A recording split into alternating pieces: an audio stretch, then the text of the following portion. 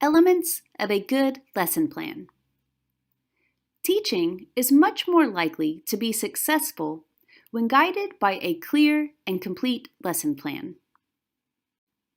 The key elements of a good lesson plan include objectives, timing, sequencing, differentiation, assessment, and materials. The first important question you should ask when designing a lesson plan is, what will students learn in this lesson? Think about the specific knowledge, skills, awareness, and language you want students to learn in the lesson. Make the objectives reasonable and attainable. That is, make sure that the objectives can be reached within the time you have for the lesson. In order to know if a lesson's objectives are reached, the objectives need to describe something that can be measured.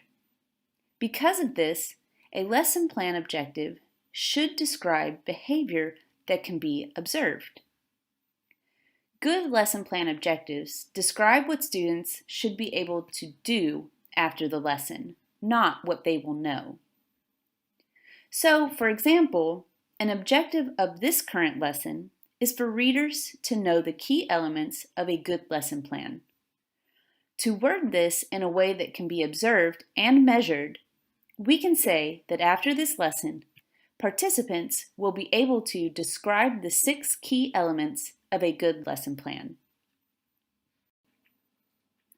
Sequencing describes what will happen during the lesson, the order in which it happens, and how you will transition between activities and to the next lesson. Considerations for sequencing could include when is the best time to do a certain activity, and what is a logical but meaningful way to organize the lesson. The sequencing of a lesson should support the lesson's learning objectives. Many lessons follow this structure: warm-up, introduction to the class topic, presentation of material, 1 or more activities for students to practice, evaluation of the practice, and application to a relevant activity. We want learners to be able to apply their new knowledge and skills to authentic, real-world situations. One of the best ways to achieve this is by slowly removing the teacher as a director. Activities early in a lesson should include more direct guidance from the teacher. As the lesson progresses, learners should be given more independence. At the same time, we are moving students from more surface-level memorization and identification tasks to higher-level interactions with lesson material, such as applying, analyzing, and synthesizing. While it is important to be flexible when teaching, it is also important to estimate how long each part of the lesson will take. This will help organize activities and determine what is possible to do in a lesson. Never forget that learning takes time. Make sure to give your students plenty of time to process an activity or engage in new learning. You will have a variety of students in your classroom. How will you support students who need extra help and students who need to be challenged more? When writing your lesson plan, make sure to include details about student interaction. For example, will they be doing pair work, individual work, group work, or be listening to the teacher presenting information? Make sure that your lesson includes a balance of interaction during the class, as this can help with differentiation and create a learning environment that is productive for multiple learning styles. Providing detailed notes in a lesson plan regarding what challenges students might have and how you might avoid or lessen the impact of these challenges can help a teacher adapt for differentiation. For assessment of student learning, how will you know what students have learned? How will you know if the learning objectives were met? Will you ask your students comprehension questions? Will there be a short presentation, drills, a short quiz, a written assignment, or a group activity where students must use new learning to complete the task? For assessment of the overall lesson, do you leave time at the end of the lesson to gather feedback? Is there a space for you to take notes on the lesson plan?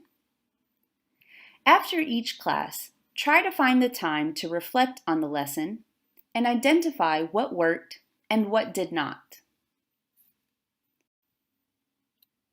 In order to implement a good lesson, you need to know what materials will be necessary. This can include books, pens, handouts, and so on. Making sure to obtain the necessary materials before class is important, as it saves time and helps teachers feel more prepared. Now that we have looked at the 6 essential elements of a good lesson plan, your next step is to take a comprehension quiz, which will not only help you review these concepts, but also think through why these 6 elements should be included in a lesson plan.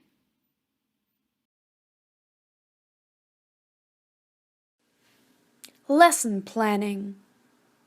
Why bother with a lesson plan? It's an aid to planning. A lesson plan helps you identify a clear destination for your lesson. It helps you to mark out the route to that destination. It's a working document. A lesson plan helps you identify a clear destination for your lesson. It helps you to mark out the route to that destination. It's a record. A lesson plan helps you keep track of what you have covered with your students. It also helps other teachers cover your lessons if you're ill. Lesson planning do's and don'ts. Keep it simple. If you need to refer to it in a lesson, a quick glance should tell you what you need to know. Don't write a script of the lesson. Structure your plan and keep the same structure. Note the expected timing for each activity. Activities should be connected, giving the lesson a logical pattern. Variety is needed to keep the students engaged. Try to anticipate student responses to questions. Do not stick rigidly to the plan. Be flexible when necessary. The lesson planning process. Prepare. Who are your students? What are your goals? What materials or equipment will be needed? How long will activities take? What are potential problems? How does it fit with previous and future lessons? Teach. Be prepared to respond to students' needs in the class. Keep your eye on the objective, but be flexible. Reflect. How did the lesson go? Did you predict potential problems well? What parts of the lesson worked out and what didn't? How could they have been done differently? What parts of your teaching need improving?